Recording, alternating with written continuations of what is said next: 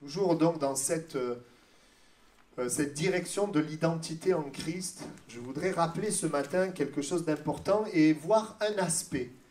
Voilà, dans Luc, on va prendre deux textes, Luc chapitre 9, verset 1er.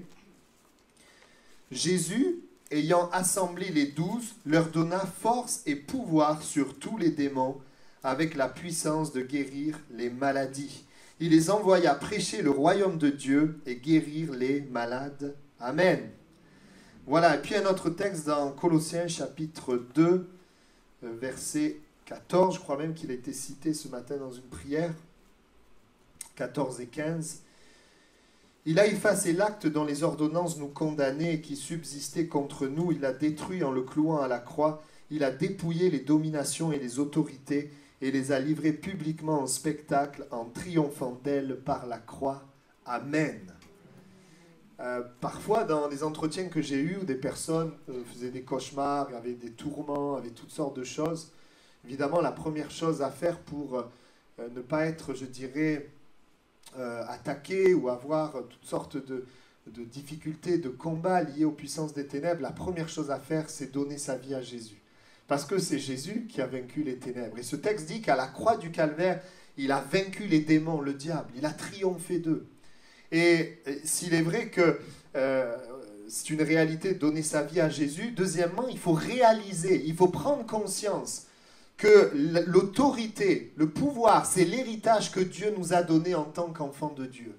Le fait que Christ soit en nous nous donne un pouvoir, une autorité sur les puissances des ténèbres. Et très souvent, dans des entretiens, ce que j'amenais en fait simplement, c'est amener la personne à croire que Jésus est plus fort et plus grand que les combats qui sont là, que les craintes, les angoisses, les cauchemars. Parce que quand il y a des craintes, des angoisses, des voix, toutes sortes de choses qui sont là, eh bien, on pourrait quelque part fixer notre attention sur ces choses. Et vous savez, plus vous fixez votre attention sur les ténèbres, et plus vous donnez pouvoir aux ténèbres. Mais si, alors que ces choses peut-être sont là, je fixe mon attention sur la vérité, sur Christ. Alors c'est vrai, il y a parfois des phénomènes parce que dans la vie, il y a des accès et qu'il faut bien sûr se repentir, régler certaines choses. Mais parfois, il n'y a rien à régler. On aime Jésus et l'ennemi vient quand même avec des mauvaises pensées, avec toutes sortes de choses qui sont là. Qu'est-ce que nous avons besoin de faire? Nous avons besoin de croire ce verset. À la croix, il a dépouillé les dominations, les autorités. Il les a livrés publiquement en spectacle. Jésus donna pouvoir, exousia, autorité sur les puissances des ténèbres. Et j'aimerais voir ce matin un aspect des armes finalement qu'utilisent les démons. Et je commencerai ce message en disant ceci. Quand nous regardons les personnes autour de nous qui peut-être ne connaissent pas Jésus, moi je vous pose la question, nous présentons Jésus, nous présentons l'Évangile, nous connaissons Dieu. Et ce que nous annonçons, ce que nous présentons, c'est la vie éternelle, c'est la guérison, c'est la santé, le salut, la provision, la bénédiction, la délivrance, le secours, la force, la paix, l'amour, la joie. Je vous pose la question, quel être humain ne voudrait pas de cela? Non mais sincèrement, qui ne veut pas de la vie éternelle? Bien sûr, les gens n'y croient pas, certains. Qui ne voudrait pas une bonne santé? Qui ne voudrait pas la bénédiction, le secours? Qui ne voudrait pas l'amour? Qui ne voudrait pas la paix? Qui ne voudrait pas la joie? Tout le monde veut ça, mais pourtant ils ne veulent pas de Dieu ni de Jésus. Pourquoi? Pourquoi? Nous savons que Dieu peut nous rendre heureux, mais les gens n'en veulent pas. Pourquoi? Parce que le diable maintient les gens au travers de deux choses. Premièrement, les mensonges et deuxièmement, l'ignorance. Et quand nous disons que nous luttons contre les puissances des ténèbres, c'est un combat spirituel et on va en parler. En réalité, nous luttons contre des mensonges, des forteresses de raisonnement. Parce que la vérité, c'est que Jésus est la vie. La vérité, c'est que Dieu est la vie. Et moi-même, avant de connaître Dieu, j'avais des forteresses de raisonnement. Pour moi, Dieu était égal religion, déception humaine. Donc je ne voulais pas de Dieu, parce que dans mon esprit, je ne pouvais pas concevoir, croire que Dieu était la vie. Et c'est dans un camp, un rassemblement, alors qu'on annonce Jésus, que là, à ma place, j'avais 16, 18 ans, 17 ans, là, à ma place, je sens une paix, une joie que je n'avais jamais vécue. Et là, je comprends qu'il y a quelque chose de plus que peut-être mes raisonnements qui sont là.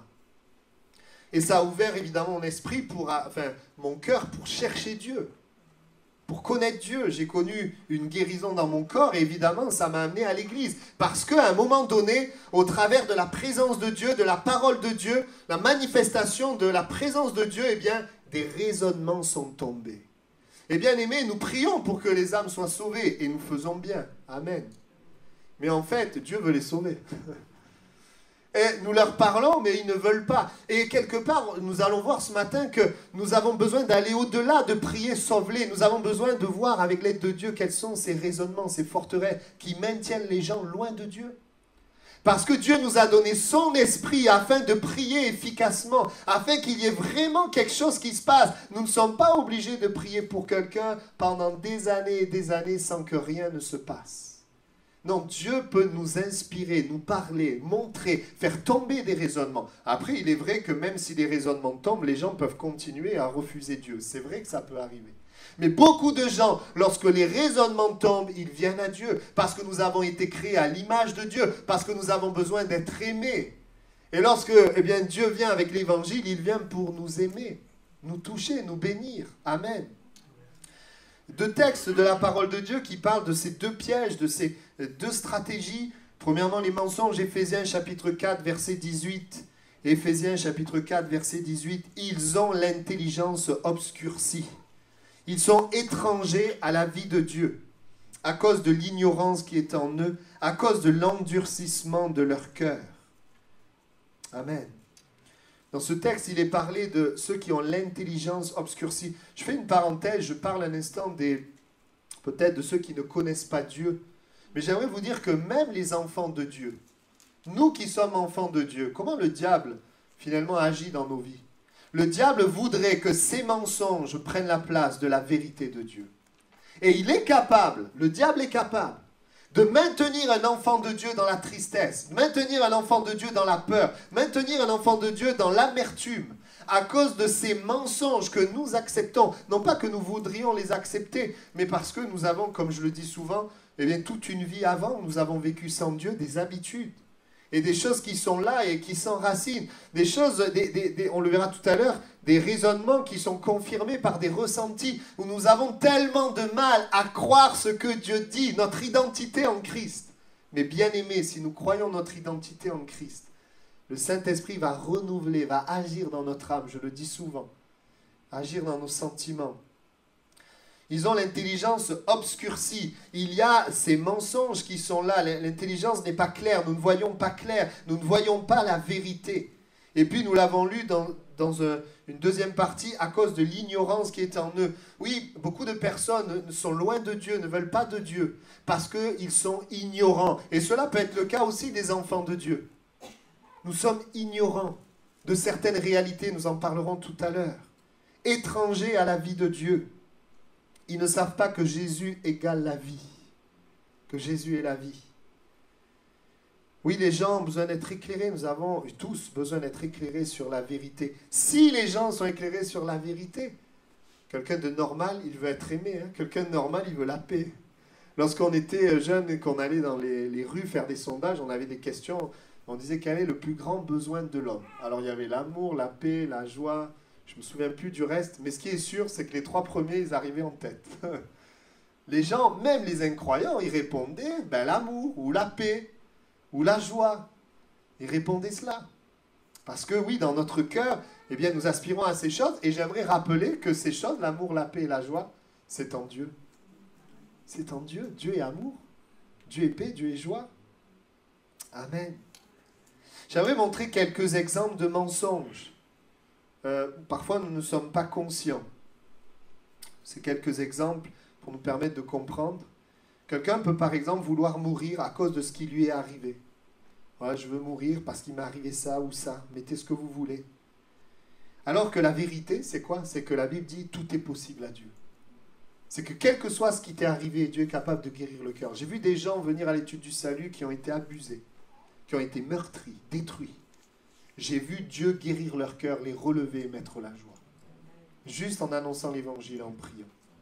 Je voudrais te dire, si peut-être quelqu'un ce matin pense ceci, qu'il vaut mieux mourir, tu as ces pensées de vouloir partir, des fois ça nous arrive. J'aimerais te dire, la Bible dit, tout est possible à Dieu. Voilà le mensonge. Le mensonge Cette situation, je ne m'en sortirai pas. Voilà le mensonge. Voilà la vérité. Tout est possible à Dieu. Et c'est ce que nous croyons qui se passe. Est-ce que nous comprenons? Ou encore, je pense à ceci, puisque je l'ai souvent vu dans la jeunesse, le raisonnement, cette chose, elle aura toujours un pouvoir sur ma vie. Ce péché, il sera toujours plus fort que moi. Parce que j'ai prié, je n'ai pas réussi. Vous avez entendu Irma, elle disait qu'elle voulait obéir, elle n'y arrivait pas. Qu'est-ce que ça fait, ça? Ça fait deux choses. La première chose, ça crée en toi un raisonnement que tu t'en sortiras jamais. Mais deuxièmement, et ça c'est bon, ça crée en toi le besoin de Dieu. Tu te dis, j'ai besoin de Dieu. Et c'est vrai qu'on choisit finalement de dire, ben, j'y arriverai jamais, donc je laisse tomber, ça sert à rien que j'aille à l'église, ça sert à rien que je prie. Pourquoi? Parce que nous écoutons le menteur. Et quand nous écoutons le menteur, nous nous enfonçons. Mais la vérité dit quoi? Le péché n'aura point de pouvoir sur vous parce que vous êtes plus sous la loi, mais sous la grâce. Voilà ce que la vérité dit. Et je pense à 3 jeunes, ils ont témoigné comment ils ont été libérés de la pornographie. C'était dans une réunion de jeunesse. Et chacun des 3, en fait, montrait et disait, ils n'avaient pas tous la même parole, mais chacun ont cherché Dieu, se sont appuyés sur la parole, se sont appuyés sur la vérité, et la vérité a chassé les mensonges, et ils sont devenus libres. Mais il y a eu toute cette période, ils n'arrivaient pas, ils ne cherchaient pas la vérité, s'attachaient pas à la vérité, ils la connaissaient la vérité, mais ce qui se passait dans leur cœur était attaché au mensonge. La pornographie est plus forte que toi. Et donc, dès qu'il y a une tentation, boum, on replonge. Mais quand tu sais, et je pense à l'un d'entre eux qui a compris que dans son identité, il a été sanctifié, purifié. Il a commencé, lorsque la tentation arrive, dès la première pensée, à couper. Vous savez, quand vous coupez dès la première pensée, c'est beaucoup plus facile de résister. Si vous laissez la pensée, vous la nourrissez, vous allez dans un endroit, ensuite c'est compliqué. Mais si vous apprenez tout de suite à proclamer la vérité, mon identité, ce que je suis, déjà discerner, parce que des fois on ne discerne pas, on pense que ces pensées sont les nôtres, mais ces pensées ne sont pas les vôtres. Et nous avons besoin de toute la grâce de Dieu. Ce sont des exemples. Je pense à ce raisonnement que j'ai pu entendre aussi. C'est des exemples. Je pourrais en faire des dizaines et des dizaines. Moi, je ne veux pas de Dieu parce que Dieu a pris quelqu'un de ma famille. Exemple de choses que j'ai entendues. La vérité dit quoi? Que c'est le diable et le péché qui sont à l'origine de la souffrance de l'homme. Et que Jésus est justement venu pour résoudre nos problèmes de souffrance. Et qu'il a souffert lui-même afin que nous soyons guéris et consolés. Moi, je n'ai pas forcément de réponse quand les gens disent j'ai perdu une personne. On n'a pas forcément de réponse, mais j'ai quelque chose à dire. C'est que Jésus guérit les cœurs brisés. Jésus est capable de guérir le cœur. Si finalement, je ne viens pas laisser le diable me faire croire que Dieu est à l'origine de mes problèmes. Mais si aujourd'hui il y a des problèmes, des souffrances à cause de notre péché, et aussi à cause de la présence du diable et des démons sur cette terre. Ça, c'est la vérité. Et lorsque nous croyons le mensonge, nous nous enfonçons. Lorsque nous croyons la vérité, nous nous relevons. Et voici notre combat, frères et sœurs. Nous luttons contre des démons. Et je ne voudrais pas forcément parler aujourd'hui des liens ou de la possession, mais je voudrais parler des mensonges dans les raisonnements. Il travaille de cette manière.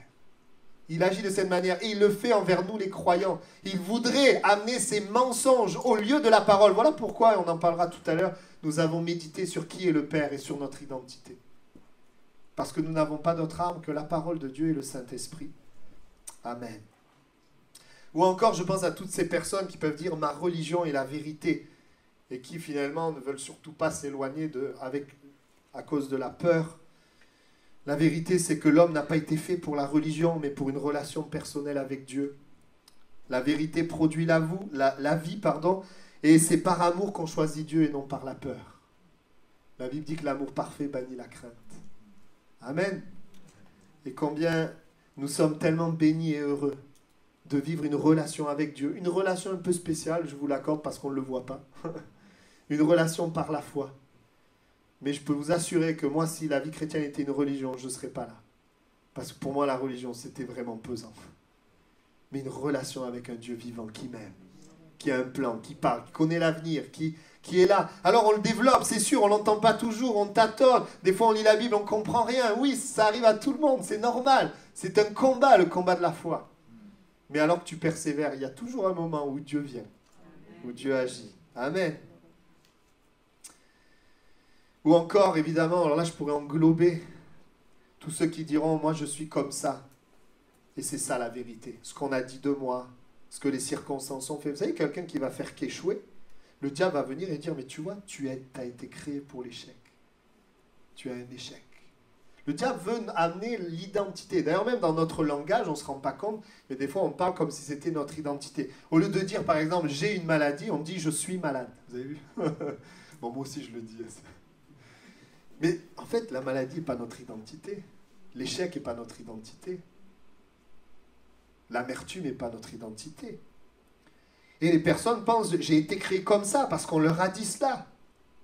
Mais la Bible dit que Dieu nous a créés, Dieu nous aime, et que nous avons de la valeur. Il nous a créés d'une certaine manière pour un certain but. Et la Bible dit qu'il prend les choses faibles du monde pour confondre les fortes. Les choses folles pour confondre les sages, les choses viles pour confondre celles qui demeurent. La Bible nous dit cela. Quel espoir. Moi, ça m'a beaucoup aidé, vous savez. Parce qu'au début de ma vie chrétienne, j'avais des combats, des raisonnements, toutes sortes de choses. De voir qu'il y avait un espoir pour les gens qui étaient nuls, pour les gens qui étaient mauvais ou qui étaient dans la crainte, dans la peur. Merci Seigneur pour sa parole qui est la vérité. Et la vérité nous a franchis. Amen. Ou encore ce raisonnement, j'ai péché, Dieu me rejette et me condamne, parce que c'est la vision qu'on m'a inculquée de Dieu. Alors que la Bible dit, si nous confessons nos péchés, il est fidèle et juste pour nous pardonner et nous purifier de toute iniquité. Pour certains, cette phrase, elle est simple, elle est facile, mais pour d'autres, selon le passé que nous avons vécu, c'est difficile d'accepter ça. Même si tu sais que Dieu te pardonne quand tu pêches, il y a toute cette condamnation qui vient, l'ennemi qui voudrait finalement, comme s'il fallait que tu payes pour être pardonné. Et nous avons besoin, frères et sœurs, de laisser la parole, la vérité prendre la place des mensonges. Alors ça, c'est une partie. Je vais prendre maintenant la partie extrême, l'autre partie. Celui qui va dire, c'est aussi un mensonge. Puisque Dieu me pardonne, je peux faire n'importe quoi. Ça, c'est l'autre extrême. La Bible dit quoi? La Bible dit que justement, si nous sommes nés de nouveau, nous aimons Dieu. Et celui qui aime Dieu, eh bien, il respecte ses commandements. Si nous aimons Dieu, nous voulons lui plaire. Un mari, une femme, s'ils s'aiment, ils veulent plaire à l'autre. Respecter. Être fidèle, pas faire de mal. Amen. Mais malheureusement, ça arrive quand même de faire du mal. Mais dans le cœur, il y a le désir de faire du bien. Ça, c'est la preuve de quelqu'un qui est né de nouveau. Né de nouveau, il ne veut pas pécher. Ça ne veut pas dire qu'il ne pêche pas du tout, puisqu'on est dans un corps de chair. Oui, il va pécher, mais dans son cœur, quand il va pécher, il va être triste. Amen. Il y a aussi tous les mensonges qui viennent de l'orgueil. Je pense à ça, parce que souvent on le voit dans les couples. Elle a tort. Non, il a tort. Et qu'est-ce que l'ennemi fait? Eh bien, il amène des mensonges à cause de l'orgueil. Il amène une certaine direction. Et souvent, il nous amène à regarder ce qui ne va pas chez l'autre. Et vous savez quoi? Souvent, ce qu'il nous dit qui ne va pas chez l'autre, ben souvent c'est vrai. Mais l'Esprit de Dieu, lui, nous amène à regarder ce qui ne va pas chez nous. Avant de regarder la paille qui est dans l'œil du voisin, regarde la poutre qui est dans ton œil. Si tous les couples regardaient à ce qui est chez eux, je vous assure que beaucoup de couples se relèveraient. Amen. Mais il y a l'orgueil de l'homme et ce n'est pas facile. J'ai noté ça, elle a tort, j'ai raison. Et je perds la personne à cause de mon orgueil. Alors que je pourrais dire simplement, selon la vérité, elle a tort, j'ai tort aussi. Je choisis de changer. Et j'ai plus de chances que l'autre reconnaisse ses torts. Bien sûr, il y a des situations où il y a des gens, ils ne reconnaîtront jamais leur tort. Même si tu fais le maximum. Regardez, quand Jésus a eu ses disciples, malgré les perches que Jésus a tendues à Judas, Judas s'est jamais tourné, jamais repenti. Pourtant, quand Jésus va dire « l'un de vous me livrera », il donne l'occasion encore à la personne de revenir. Et c'est vrai, c'est une réalité aussi. Chacun est responsable de son cœur. Et que nous, frères et sœurs, nous ayons un cœur, finalement, qui se laisse enseigner par le Seigneur, un cœur malléable, un cœur humble. C'est ma prière. Ma prière pour ma propre vie, c'est que j'ai un cœur dévoué à Dieu. C'est ma prière pour mes enfants. C'est pour moi le plus important. Amen. Un cœur dévoué à Dieu. La parole de Dieu, les mensonges qui sont là, les enseignements contraires à la parole. Je parlerai par exemple ceux qui disent qu'on peut prier Marie, prier les saints. La Bible dit, nul ne vient au Père que par moi. Il y a un seul Dieu et aussi un seul médiateur entre Dieu et les hommes, Jésus-Christ, homme. Les mensonges et la vérité. Vous savez que dans la Bible, à un moment donné, des personnes croyaient en Dieu, puis ils vont amener des mensonges, ils vont dire que la résurrection est déjà venue. Et ça va amener du trouble. Le diable travaille avec le mensonge. Le mensonge, mais bien sûr, le but du diable est d'amener le mensonge, mais comme une vérité. Que nous l'acceptions comme une vérité. Alors, j'aime bien ceci, je pense à un prédicateur qui disait ceci. Certains croient facilement la vérité que Dieu veut nous pardonner, par contre, ils ne croient pas que Dieu veut guérir nos maladies. Et pourtant, la Bible dit, c'est lui qui pardonne tous tes péchés, qui guérit toutes tes maladies. Alors pourquoi je crois la première partie du verset, pas la deuxième? Vous savez pourquoi? À cause des expériences. Parce que le pardon des péchés, c'est quelque chose d'invisible. La guérison des maladies, c'est quelque chose de visible. Et quand on ne voit pas la guérison des maladies, les raisonnements viennent s'installer en nous. Mais la Bible, c'est la Bible. La parole, c'est la parole. Notre foi n'est pas basée sur les expériences. Notre foi est basée sur la Bible. S'il dit qu'il pardonne tous les péchés, il guérit aussi toutes les maladies. Et c'est pas parce que je suis malade, et je vous parle, et moi-même, je vis, j'ai des maladies. C'est pas parce que je vis cela qu'il ne guérit pas. Et notre foi, elle est dans sa parole. Nous ne laissons pas, finalement, autre chose que la parole. Et vous serez gagnants parce que Dieu veille sur sa parole pour l'accomplir. Amen. C'est notre force. Amen. À ceux qui se disent, mais j'ai plus d'espoir à cause de mes erreurs. Il est le Dieu de la deuxième, troisième et quatrième chance. Qui aujourd'hui, au milieu de nous, pourrait dire, j'ai fait aucune erreur? Je ne fais pas d'erreur. Le diable voudrait nous maintenir dans la culpabilité. Mais il est le Dieu qui ne brise pas le roseau cassé, qui n'éteint pas le lumignon qui fume. Amen.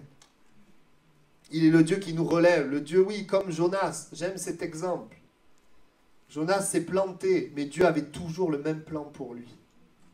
Il n'a pas dit, bon, ben, puisque tu t'es planté, Ninive, je vais choisir quelqu'un d'autre. Non, il l'a choisi lui. C'est beau quand même. Et j'aimerais te dire ce matin, même si tu t'es planté, Dieu, il a un plan pour toi. Mais vraiment, que tu puisses le recevoir. Quand vous regardez la Bible, vous voyez que les hommes que Dieu a utilisés, ce n'étaient pas des gens très très forts en fait. C'est des gens qui avaient des handicaps, des problèmes.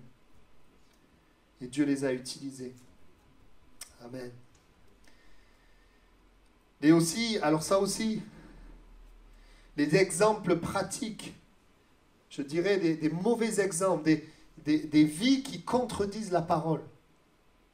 Ça c'est terrible. 2 Pierre 2, 1, 2. Il y a eu parmi le peuple de faux prophètes, il y aura de même parmi vous de faux docteurs qui introduiront des sectes pernicieuses et qui, reniant le maître qui les a rachetés, attireront sur eux une ruine soudaine.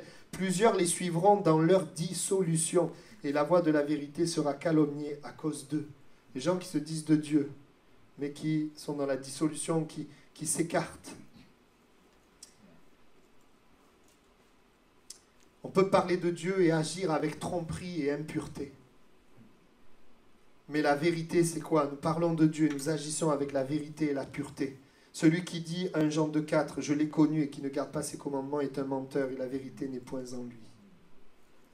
Ceux qui disent, moi je ne veux pas être chrétien à cause de l'agissement des chrétiens et des pasteurs ou de ce que vous voulez. Qu'est-ce que la Bible nous dit? Ce que le verset que je vous ai dit tout à l'heure, Nombre 23, 19, Dieu n'est pas un homme pour mentir, ni un fils de l'homme pour se repentir. Ce qu'il a dit, ne le fera-t-il pas? C'est vrai, en tant qu'être humain, nous avons la responsabilité de représenter Dieu. Mais nous savons que certains ne le représentent pas.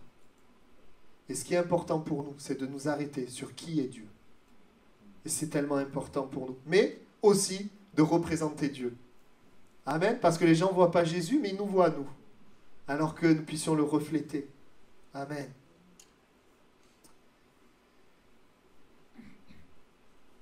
C'est vrai, comment nous pouvons reconnaître des mensonges dans notre vie? On en parlera tout à l'heure au travers du Saint-Esprit qui révèle. Mais nous reconnaissons un mensonge au fruit qu'il produit en nous. Parce que ce qui vient des ténèbres a pour fruit les ténèbres. Le mensonge produit l'affliction, la souffrance, la destruction, nous éloigne de Dieu. Il y a des pensées qui paraissent bien et qui pourtant produisent la mort en nous. Et le diable est capable de prendre des pensées où il met Dieu à l'intérieur de ces pensées, mais qui produisent la mort. Voilà pourquoi c'est important pour nous, on le verra tout à l'heure, de nous attacher à la parole de Dieu. Des choses contraires à la vie. Le diable ne produit pas la vie, le diable produit la mort, mais la vérité produit la vie. Amen. La vérité produit la vie. Jésus est le chemin, la vérité, la vie. La vérité est liée à la vie. Si je suis dans la vérité, j'ai la vie. Et quand les gens me demandent comment savoir si ton Jésus c'est la vérité, eh bien, je leur dis simplement, essaye Jésus et tu auras la vie. J'ai essayé Jésus et j'ai eu la vie. Des fois, je leur ai même dit, ben, essaye chacun là. Différent et tu vois lequel te répond. Mais n'essaye pas en même temps, sinon tu ne sauras pas qui te répond. Essaye Jésus. Jésus est le chemin, la vérité, la vie. La vérité vous affranchira, vous serez réellement libre. Oh, je suis tellement heureux de connaître Jésus. Et plus que jamais, plus le temps passe, plus que jamais, je veux présenter Jésus comme la vie. Amen. J'ai parlé des mensonges, je parle maintenant de l'ignorance rapidement. L'ignorance nous prive de la vie. Combien de gens sont ignorants que Dieu est bon, que ses bontés veulent se renouveler chaque matin, que Dieu est un Dieu qui veut faire du bien. Moi, je suis content de savoir que Dieu veut me faire du bien chaque jour. Est-ce que tu le crois? Parce que chaque jour, l'ennemi veut venir te dire, te mettre des mauvaises pensées. Mais la vérité, ce que je connais, c'est que Dieu est bon. Ce que je connais, c'est que Dieu est saint. Il me donne le pouvoir de marcher dans une vie où je ne pratique pas le péché, où je ne suis pas détruit par le pouvoir du péché. Oui, j'aime dire que oui, je vis sans mentir, amen, sans pratiquer le mensonge. Nous ne sommes pas parfaits. Des fois, à l'étude du salut, on dit, mais alors quand vous dites qu'on ne pêche pas, ça veut dire qu'on ne pêche pas du tout. Je dis, mais si, on pêche. Mais pas volontairement. Amen. J'aime dire, oh, combien on en a besoin. Savoir que Dieu est puissant. Vous savez qu'il y a plein de chrétiens qui ne croient plus dans les miracles, les prodiges. Et on n'est pas là pour juger. Mais que nous puissions croire que Dieu est toujours puissant. Et si tu doutes de sa puissance, regarde à ta vie. Regarde ce que Dieu a fait dans ta vie. Dieu est puissant. Cette semaine, ils témoigneront, j'entendais à la jeunesse, une jeune qui pendant le confinement, elle avait des tocs, elle a été délivrée de ses tocs. Elle en pleurait de joie. Le Seigneur, elle s'était convertie, le Seigneur avait agi dans certains domaines de sa vie, dans des craintes, des peurs, mais ça restait. Elle avait des tocs, c'est-à-dire des actions répétées, et elle en souffrait. Et là, elle me disait, c'était hier, elle me disait, David, Dieu m'a délivré de mes tocs, la puissance de Dieu. Ah, je lui ai dit Cécilia, parce que c'est son nom, je lui ai dit, tu témoigneras à la prochaine réunion. Notre Dieu est puissant, amen. Je pense aussi à un frère, il était venu me parler de sa situation, et une situation sentimentale, mais les parents complètement opposés à lui, qui ne le voulaient pas. Il avait vraiment une situation difficile. Et lui, il s'est tenu à suivre la parole, à obéir au Seigneur, et le Seigneur a vraiment posé sa main. Et aujourd'hui, il y a vraiment une communion, une unité, à tel point que moi, personnellement, j'ai dit, waouh, c'est vraiment un miracle. Parce que nous, souvent, on entend les histoires, on connaît la fin. Mais quand tu connais le début, mais que tu ne connais pas la fin, c'est autre chose. Le Seigneur est puissant. Et je voudrais que nous soyons remplis de cette pensée que Dieu est puissant, c'est la vérité. Beaucoup de gens sont ignorants qu'il est puissant. Donc, ils luttent dans leurs problèmes, ils cherchent des solutions, à droite, à gauche. Mais nous sommes là, nous savons, nous connaissons que Dieu est puissant, afin qu'il expérimente et afin qu'il ne soit plus des ignorants, mais qu'il sache que Dieu est puissant. Et vous savez, quand on expérimente que Dieu est puissant, eh bien, on se tourne vers Jésus bien souvent. Amen. Pour citer que ces exemples-là. La Bible dit que c'est la vérité qui nous affranchit. C'est la vérité qui amène la vie. Voyez-vous, il ne suffit pas que la vérité soit là. Il faut recevoir la vérité pour que finalement, il y ait la vie. Je vais vous prendre un exemple. La vérité, c'est qu'avec un avion, tu peux partir de France et partir aux États-Unis. Ça, c'est la vérité. Mais si tu ne crois pas que l'avion va arriver aux États-Unis, tu crois qu'il va se cracher ou que le pilote ne sait pas piloter ou toutes sortes de pensées, eh bien, tu vas pas le prendre. Pourtant, la vérité, c'est que ça marche. Mais parce que tu crois le mensonge, tu ne vas pas prendre l'avion et tu vas rester dans ton pays. Est-ce que vous me suivez? La vérité ne suffit pas, nous devons la recevoir. Et les gens ont besoin de la recevoir. On verra tout à l'heure que ce n'est pas par nos forces, c'est par l'Esprit de Dieu. Si dans un médicament, il y a la solution à ton problème, c'est la vérité, c'est bien. Mais il faut que tu y crois et que tu le prennes. Parce que tant que le médicament n'entre pas en toi, il n'y aura rien. Pourtant, la vérité, tu peux avoir le médicament devant tes yeux et mourir de ta maladie. Pourtant, la vérité est devant toi. Si je prends encore, maintenant je vais parler concrètement, la vérité c'est que la Bible est inspirée de Dieu. Donc ça fonctionne, ça marche. Mais si j'y crois pas, ben je ne vais pas prier, tester, je ne vais pas demander et je ne vais pas le vivre. J'aime bien prendre ce petit exemple que souvent les papas pourraient prendre. Vous savez, il y a un truc que les pères aiment bien faire, c'est que votre enfant il est sur un muret et puis vous lui dites « Allez, saute, je te rattrape ». Et je me souviens une fois, c'était il y a quelques années, il y avait une piscine. Et il y avait donc un petit muret, et j'ai plusieurs enfants, donc, et j'en ai un, j'ai dit saute. Il y en a un, même pas il a regardé, il s'est lancé. J'ai dit, il aurait pu quand même regarder si j'étais prêt. Et je l'ai rattrapé. Et puis l'autre, il était là, et il voulait pas, il avait peur. C'est quoi la vérité? La vérité, c'est que je vais le rattraper. Mais il y en a un qui a cru, il s'est lancé, et l'autre, il sait la vérité, il sait que son père va le rattraper, mais la peur qui est en lui est plus forte que la vérité. Est-ce que vous comprenez?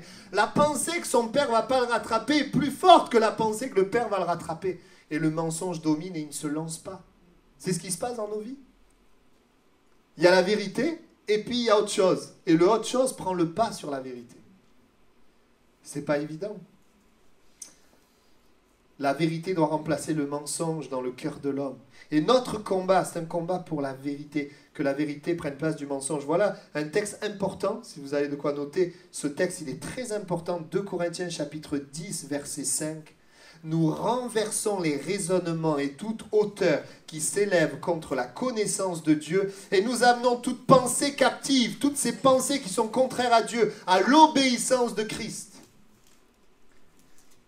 Voilà ce que la Bible nous dit. La Bible est en train de nous parler de ce que le diable utilise. Renversons les raisonnements et tout ce qui s'élève contre la connaissance de Dieu. Tout ce qui veut maintenir les gens dans le mensonge ou dans l'ignorance de ce que Dieu est. Et ça, c'est notre responsabilité. Et je vais parler de cela. Notre responsabilité. J'ai parlé la dernière fois, et je voudrais que maintenant nous soyons attentifs. Si vous vous souvenez, j'ai parlé des buts. Du but. Le but de Dieu est notre but. Le but de Dieu est de changer le cœur et les circonstances. Ce n'est pas notre responsabilité. Nous ne pouvons pas changer le cœur des gens ni les circonstances. Dieu change le cœur et les circonstances. Notre responsabilité est de changer nous-mêmes et de faire confiance à Dieu et d'aimer les gens. Mais j'aimerais maintenant faire une précision. S'il est vrai que notre responsabilité, je rencontre quelqu'un, je vais l'écouter, je vais l'aimer. Ça, c'est ce que je vais faire de manière visible, dans le lieu secret. Alors que je ne suis plus en contact. La personne que j'ai aimée là, elle est liée par des raisonnements. Dans le lieu secret, je vais commencer à prier. Et là, j'ai une part à faire, à prendre autorité contre tous les raisonnements qui empêchent la personne d'être sauvée. Ça, je ne le fais pas de manière visible. Je ne vais pas arriver devant la personne et lui dire priez, non. J'aime les gens, je respecte les gens. Je laisse leur choix, je les bénis, je les aime. Mais parce que je les aime, je sais peut-être qu'il y a des choses qui sont là. Je prie pour eux. J'intercède et je dis, Seigneur, qu'est-ce qui vient bloquer? Parce que si je vois des gens que j'aime et je vois leur souffrance, bon, s'ils ont Jésus, gloire à Dieu, mais des fois on a Jésus et on ne s'en sort pas. Parce qu'il y a des mensonges. Et je suis appelé à prier, à intercéder pour que ces mensonges, ils puissent être dévoilés. Ils puissent tomber. Satan est le père du mensonge, Jean 8, 44. Le diable agit activement pour insuffler des pensées. Il agit, il parle même par des rêves. Oui, Dieu peut parler par des rêves, mais le diable peut parler par des rêves aussi. Et puis il y a aussi des rêves où ni l'un ni l'autre ne parlent. Ça, c'est important. Le diable peut utiliser des gens pour te toucher. Il peut utiliser ta voisine pour te descendre. Il peut utiliser des gens. Mais toi, la Bible dit quoi? Tu ne luttes pas contre la chair et le sang. Tu ne luttes pas contre les gens. En fait, pourquoi parfois les gens se divisent, etc. Je ne dis pas qu'ils n'ont pas leur responsabilité. On a tous notre responsabilité. Mais il y a quand même, c'est important de le signaler, l'ennemi qui veut nous diviser, nous détruire. Nous sommes l'Église. Avant d'être pasteur, bon, j'étais chrétien, j'allais dire, je suis toujours chrétien. Mais j'ai pu voir que le diable essaye toujours de nous amener contre l'Église et contre aussi les serviteurs. Et le diable voudra nous diviser, nous amener à avoir tout ce qui ne va pas, etc. Nous avons besoin de prendre conscience de ça. Et pareil pour le pasteur, hein, le diable il peut mettre des pensées aussi. Nous avons besoin d'être conscients de ces choses. Et finalement, qu'est-ce que nous faisons? Nous bénissons les gens et nous prions et nous prenons autorité. Et nous allons voir, je vais préciser ce qu'on va faire. Nous prions par rapport à ça pour que ces raisonnements, les stratégies de l'ennemi, ils tombent. Amen. Alors j'aimerais voir, et on va terminer le message avec 3 armes pour la vérité. Quelles sont donc les armes que Dieu nous donne? Puisque notre combat, ce n'est pas un combat par rapport à la chair. Nos armes ne sont pas charnelles. Comment combattre le mensonge qui produit la mort et l'ignorance qui tient les gens éloignés de Dieu? 3 points simplement. Pour combattre l'ignorance, il faut connaître, avoir la connaissance de la volonté de Dieu. Donc premièrement, c'est l'enseignement de la parole de Dieu. C'est pour ça que venir à l'église régulièrement, lire la Bible régulièrement avec un cœur ouvert, c'est très important. De connaître ce que Dieu dit. Qu'est-ce que Dieu dit sur moi, sur mon identité? Qu'est-ce que Dieu dit sur lui? Qui est Dieu? Nous avons besoin de connaître. Toute écriture est inspirée de Dieu et utile pour enseigner, convaincre, corriger, instruire dans la justice. Connaître l'identité, connaître la nature de Dieu, c'est ce qu'on a vu. Si tu as des pensées sur Dieu qui te font mal, que Dieu est dur, loin, absent, alors médite sur qui est Dieu. Et tu peux écouter cette série sur Dieu le Père. Qui est Dieu finalement? Si les pensées sur moi me font du mal, de ce que je suis, alors médite ce que tu es en Christ. On a vu, on a parlé de l'identité, ce que nous sommes en lui.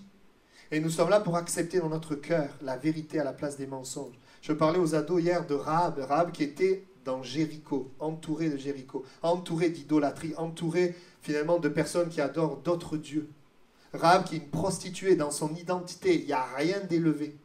Et qui quand même, dans tout ce contexte, dans ce qu'elle est, arrive à croire que Dieu est le vrai Dieu. Et se positionner, accueillir des espions. Voilà l'image de la foi. C'est l'image de la foi. Voilà quelqu'un qui est allé au-delà de ce qu'elle voit d'elle, au-delà de ce qu'elle voit autour d'elle, et qui dit, mais votre Dieu est le vrai Dieu. Josué chapitre 2, verset 9, nous savons que c'est le vrai Dieu. Et ça va faire 3 choses. Je disais aux ados, ça l'a sauvée. Elle a été sauvée de la mort. Ça a fait d'elle une conquérante, elle a fait partie du peuple qui va conquérir, et ça a fait d'elle une princesse, elle s'est mariée à un prince. Quelle différence avec les autres? Elle a cru la vérité. Elle s'est positionnée pour la vérité. Frères et sœurs, positionnons-nous pour la vérité, premièrement dans nos pensées. Que tout ce qui est vertueux, digne de louange, soit l'objet de tes pensées. Et si les choses te font mal, tourne pas la page comme ça, apporte ce qui te fait mal à Dieu et commence à méditer ce que Dieu dit. Accepter ce que Dieu dit. Et je voudrais préciser quelque chose ce matin. Vous voyez, pourquoi finalement les mensonges du diable, et là je parle aux chrétiens, alors qu'on connaît la vérité, par exemple, on sait que Dieu est amour, mais pourquoi alors je ne me sens pas aimé? Pourquoi le mensonge que je ne suis pas aimé, il est quand même là, alors que je sais que Dieu est amour? Vous savez pourquoi? Parce que le mensonge est souvent lié à un sentiment dans votre cœur. C'est-à-dire que tu as la vérité, par exemple, Dieu est amour, mais tu ne te sens pas aimé. Et parce que tu ne te sens pas aimé, ça renforce le mensonge que tu ne l'es pas. Je ne sais pas si vous me suivez. Je vais prendre d'autres exemples pour qu'on comprenne. Un autre exemple. Si je crois qu'il va m'arriver tel problème, la Bible dit pourtant, oui, Dieu est mon protecteur. Mais toi, tu as un raisonnement. Moi, ça m'est arrivé à un moment donné dans ma vie. J'avais eu des années où j'étais dans la joie et je ne sais pas pourquoi, j'ai commencé à dire, bon, il faut qu'il t'arrive des problèmes. J'ai eu cette pensée. Il va t'arriver des problèmes, Heureusement qu'à un moment donné, je me suis réveillé et j'ai dit non, ça c'est pas de Dieu. Dieu est mon bouclier, ma haute retraite, donc je me confie en l'Éternel. Mais pourquoi ce mensonge est fort? Parce qu'il est maintenu, il est encouragé par un sentiment de peur et de crainte. Et c'est là où si je crois la parole de Dieu, l'Esprit de Dieu, donc je suis en train de croire la parole, non seulement mes sentiments changent et la paix vient prendre la place de la crainte, mais surtout, ce que je crois, ça arrive. Dieu me protège, Dieu est ma haute retraite. C'est pareil pour, par exemple, celui qui, par exemple, veut se venger pour ce qu'on lui a fait. La Bible dit que la meilleure solution, ce que Dieu attend de nous, c'est de pardonner. Oui, mais la direction de Dieu de pardonner, et puis la direction de l'ennemi, le mensonge, de te venger, c'est quoi qu'il y a comme sentiment en général? C'est l'amertume. Donc l'amertume nous amènerait très facilement à vouloir nous venger. Mais l'Esprit de Dieu qui est en nous, lui, nous pousse à plutôt pardonner. Et c'est là qu'il y a des fois un combat. Nous avons pris l'habitude d'écouter ce que nous ressentons. Et ça nous crée bien des problèmes. Mais nous devons, et avec la grâce de Dieu, croire ce que le Seigneur dit. On nie pas ce que nous ressentons. On apporte ce que nous ressentons à Dieu. Mais c'est lui qui vient nous faire triompher finalement. Je pourrais parler de la même chose pour la tristesse. Je dis je suis dépressif, je broie du noir, je me sens seul. Voilà, la vérité, c'est quoi la vérité? C'est que Dieu, il est avec toi tous les jours jusqu'à la fin du monde. Il est présent avec toi. Mais toi, tu sens la solitude. Toi, tu sens la tristesse. Donc, c'est plus facile de croire que tu es seul. Mais la vérité, c'est que tu ne l'es pas. Et alors, je crois la vérité réellement. Dieu, bien, me permet de vivre sa présence. Amen. Peut-être que quand tu étais jeune, tu as manqué de quelque chose. Et aujourd'hui, qu'est-ce que ça fait? Ça produit des peurs dans ta vie. Pourtant, tu sais la parole de Dieu, mais les peurs sont toujours là. Et nous avons besoin que la parole, elle vienne là justement où nous avons le problème. Là où justement j'ai manqué, là où justement il y a la peur. Eh bien, c'est là que je crois que Jésus est avec moi. Amen. L'enseignement de la parole, eh bien, ça va être de connaître ce que Dieu dit et de l'accepter, malgré peut-être ce que j'ai pu ressentir dans mon passé. Je termine avec ces 2 points. Premièrement, l'enseignement de la parole. Deuxièmement, la prière. La prière. Souvent, nous prions, Seigneur, sauve les âmes, et nous faisons bien. Et Dieu le veut. Seigneur, qu'ils acceptent et se convertissent. Mais le problème, c'est qu'ils ne veulent pas. C'est là où on peut dire, Seigneur, on peut aller plus loin et dire, Seigneur, pourquoi ils ne veulent pas? Seigneur, viens par ton esprit m'éclairer. Qu'est-ce qui bloque? Qu'est-ce qui fait qu'ils ne veulent pas? Parce que toi, Seigneur, tu es bon. Tu veux leur donner la vie, Seigneur.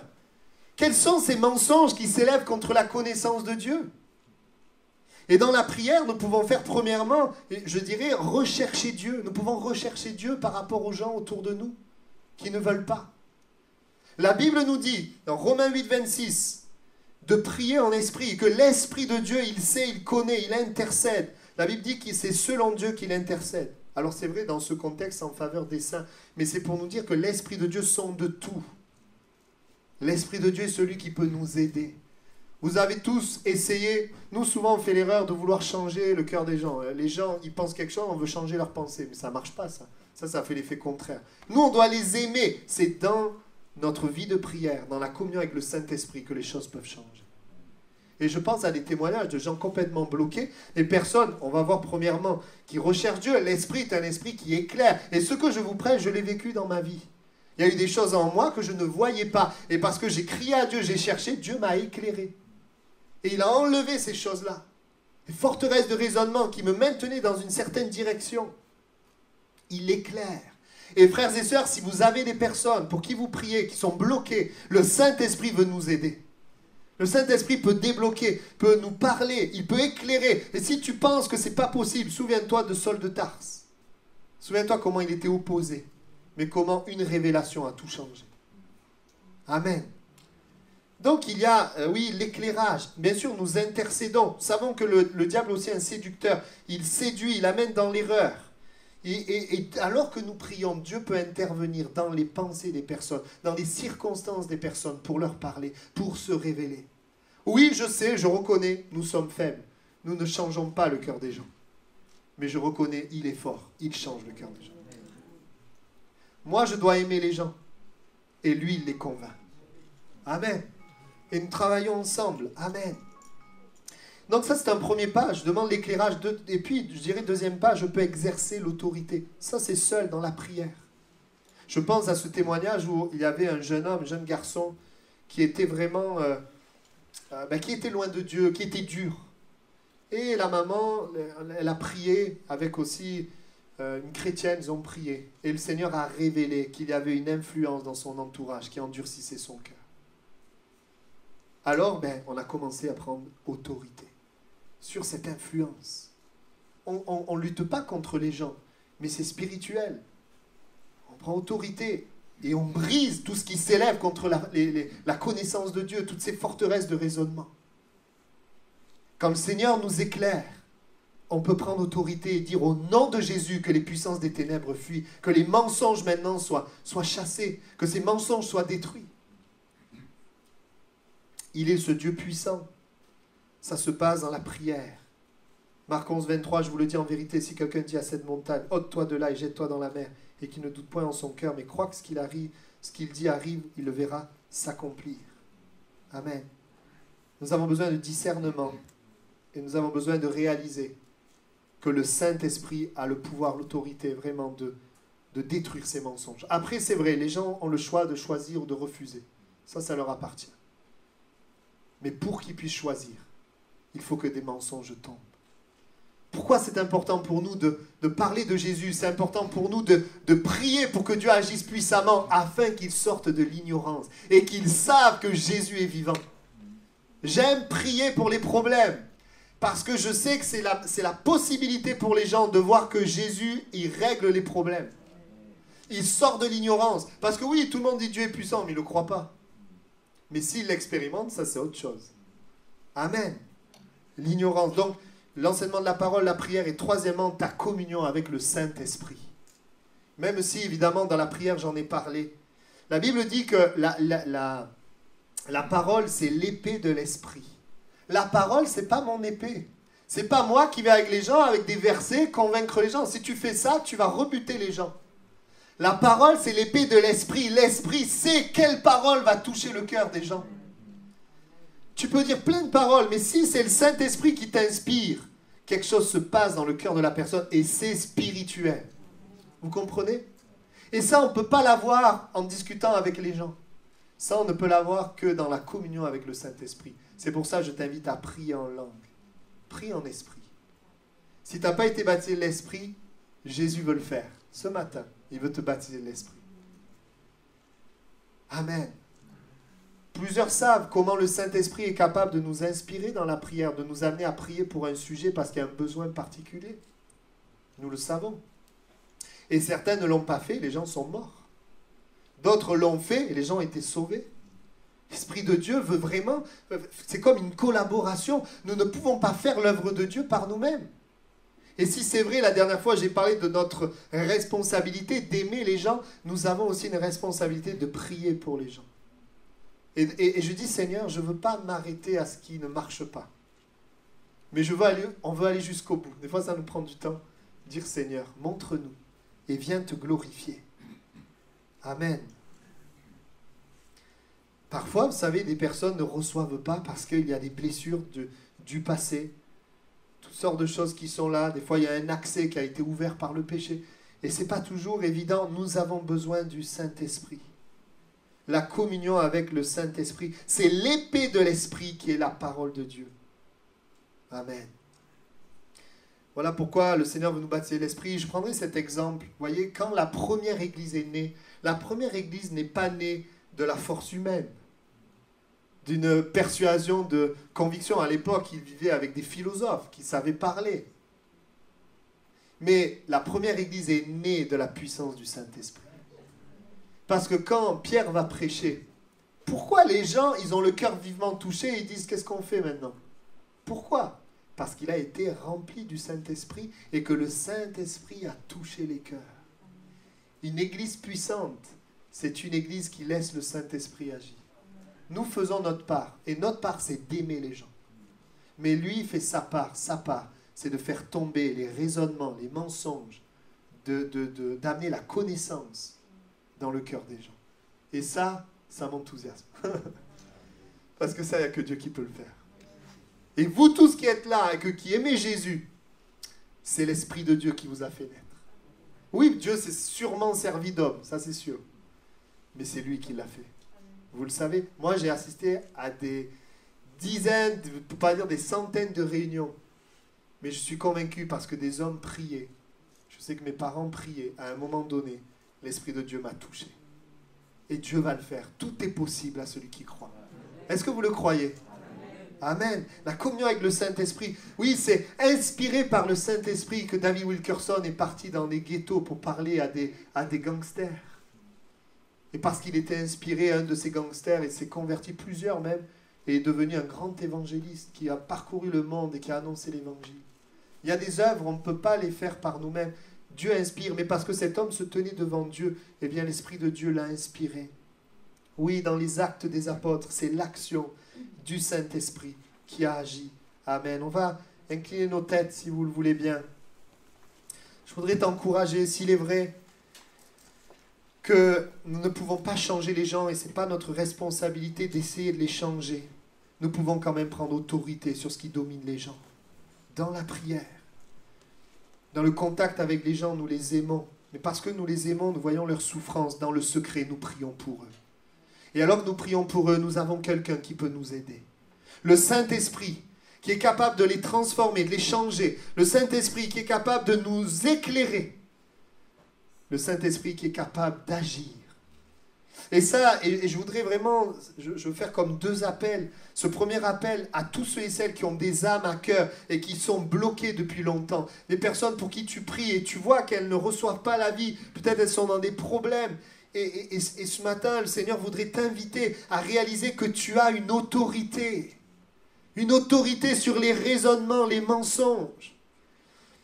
Tu as une autorité, tu as aussi une connaissance. Tu sais, tu connais Dieu. Et tu peux être un instrument de bénédiction dans la prière, en demandant à l'Esprit de Dieu de t'éclairer, en priant en esprit. Apprenons à prier en esprit pour les gens. À prier en esprit et dire, Saint-Esprit, viens m'aider, viens faire une brèche, Seigneur, là où tout est bloqué. J'ai besoin de toi, Seigneur. J'ai besoin de toi. À continuer de faire connaître Dieu. Quand nous voyons des besoins, dire, mais Dieu est bon, mais Dieu est puissant. Et je vais prier pour toi. Et puis deuxièmement, un appel aussi, parce que peut-être que celui qui est pris dans des mensonges, peut-être que c'est toi ce matin. Et peut-être que ce matin, il y a en toi des pensées qui produisent la mort, le découragement, la culpabilité, la tristesse ou la colère. Et le Seigneur, par sa parole, il t'éclaire. Et il te montre que ce sont des mensonges, ce n'est pas la vérité. Et que la vérité produit la vie. Et il t'appelle simplement à venir à lui. Ouvrir ton cœur à la parole. Apporte ce fardeau, apporte ce qui te fait mal, apporte ses pensées, apporte-lui et demande-lui, Seigneur, ta parole, la vérité. Amen. Amen. Si c'est votre désir ce matin de vous engager à prier, de prier vraiment pour les personnes que vous avez à cœur, en disant, Seigneur, fais tomber les mensonges. Vous demanderez de lever la main. En disant, Seigneur, fais tomber les mensonges. Amen. Gloire à Dieu. Je lève la main avec vous parce que nous avons besoin de lui. Amen. Et apprenons parfois, on ne peut pas, c'est vrai, prendre du temps à chercher Dieu pour tout, mais les situations qui sont bloquées, nous pouvons chercher Dieu. Nous pouvons prier en langue, prier en esprit. Et je vous assure, Dieu a une solution. Dieu a quelque chose à nous dire. Et sa parole, elle est toujours un chemin ouvert vers quelque chose. Combien de fois nous sommes devant une voie sans issue, un mur, mais nous avons l'Esprit de Dieu. Jésus-Christ a triomphé des démons à la croix du Calvaire. Il est capable de détruire ses raisonnements et ses mensonges. Je prie maintenant pour tous ceux et celles qui ont levé la main, et je lève la main avec eux, afin, Seigneur, que tu nous aides à aller au-delà de la prière, que tu les sauves. Aide-nous à aller au-delà de cette prière. En pouvant, Seigneur, te chercher. Nous te demandons, Seigneur, dans la prière pour les âmes, de nous éclairer.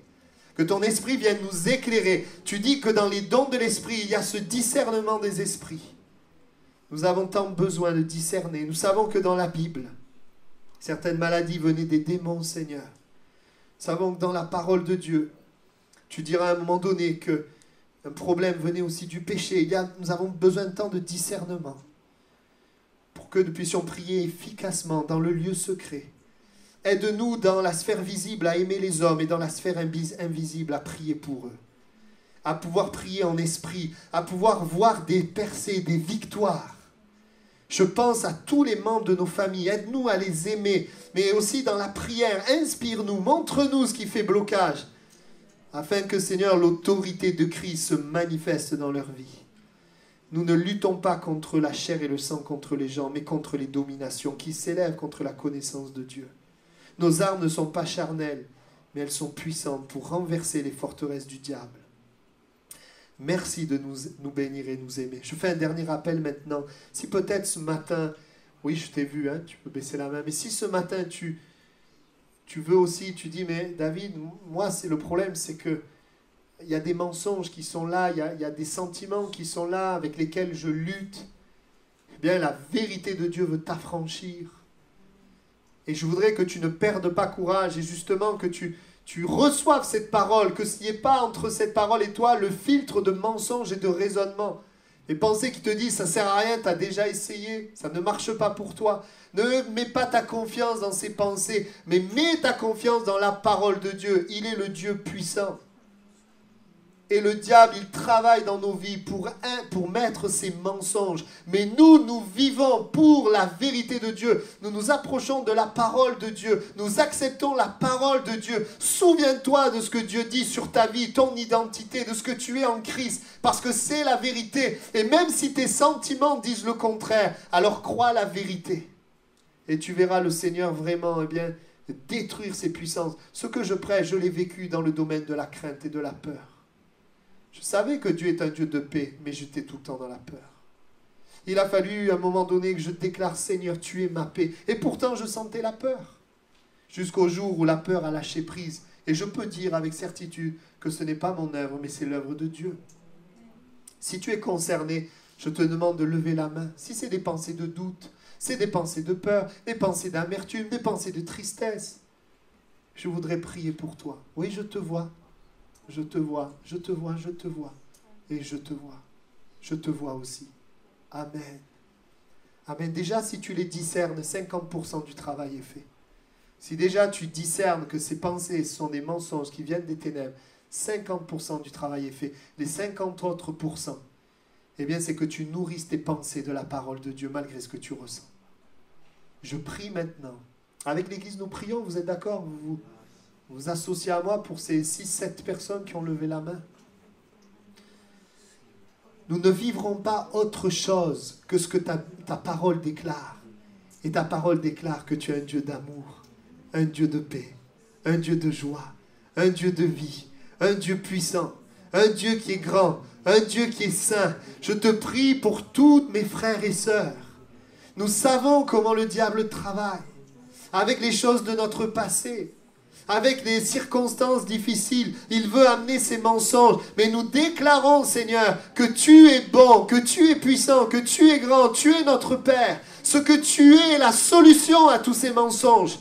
Nous déclarons ce que nous sommes en Christ. En Christ, nous sommes forts, nous sommes saints, nous sommes oints, nous sommes sages, nous sommes bénis. Nous déclarons ta parole. Et je prie pour chaque problème, chaque mensonge, que ta parole soit proclamée. Je déclare la puissance du Saint-Esprit qui œuvre et qui agit. Seigneur, qu'aucun raisonnement de découragement, d'incrédulité ne vienne, Seigneur, s'installer dans les pensées. Mais que ce soit la pensée de foi, la pensée de l'Esprit qui s'installe. Seigneur, merci pour ta grâce et ton œuvre. Tu viens renouveler les pensées de mes frères et sœurs. Que de ces pensées sortent des paroles de foi, de grâce. Merci de poser ta main. Oh, je proclame que ces mensonges, eh bien, ils sont détruits. Je proclame la puissance du Saint-Esprit. Oh, je proclame, Seigneur, que tu renouvelles notre intelligence. Tu renouvelles ce qu'il y a dans l'âme. Tu viens faire sortir, Seigneur, celui qui est dans la dépression et la tristesse. Tu le fais sortir de sa dépression. Et tout cela par la foi. Par la foi dans ta parole, par la foi en Christ. Merci pour mes frères et sœurs, mes bien-aimés. Amen. Amen. Amen. Je vous assure que ça marche.